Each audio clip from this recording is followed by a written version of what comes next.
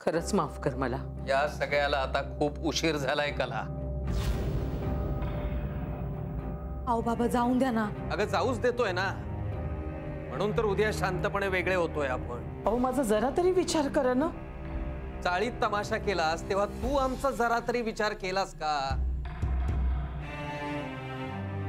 बाबा अहो आता हे किती काळ धरून ठेवायचं ना मनात? धरून ठेवत नाहीये ग, नाही धरून ठेवत आहे, पण शहाणपण शिकलोच आहे मी यातून। बाबा अगं शहाणं व्हायचंच नाही का कधी आपण जानू? आणखी किती तमाशे बघायचे? दरवेळचं नाटक आहे हीच, किती काळ सहन करायचं? इतके दिवस चार भिंतींच्या आड चाललं होतं सगळं, आता या बाईने अब्रू नेऊन वेशीवर टांगली आहे।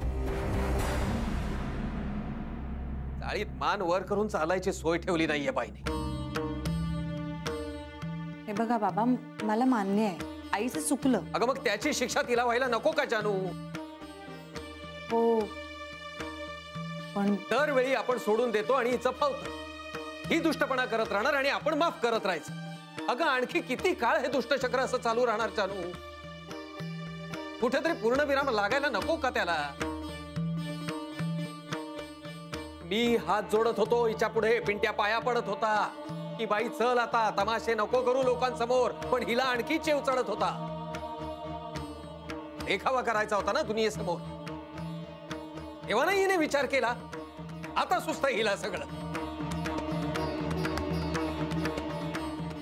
पण आता नाही, खरंच नाही, या बाई बरोबर एक दिवस सुद्धा राहायची इच्छा नाहीये माझी। आणि त्यातून पिंट्याला जर पुळका आला आणि त्याने तिला क्षमा केलं तर करू दे, राहू दे तिथे, मी माझा निघून जाईल, मला काहीही प्रॉब्लेम नाहीये।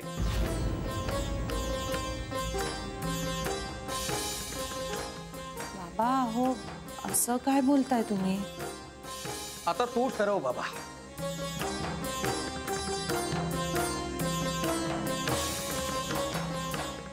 बाबा माझं ठरले, बास झाला, कंटाळा आलाय, आणि सगळ्यात महत्वाचं म्हणजे ताई मी आता बाबांना सोडू शकत नाही। तो निर्णय बाबांचा असेल तोच माझाही असेल।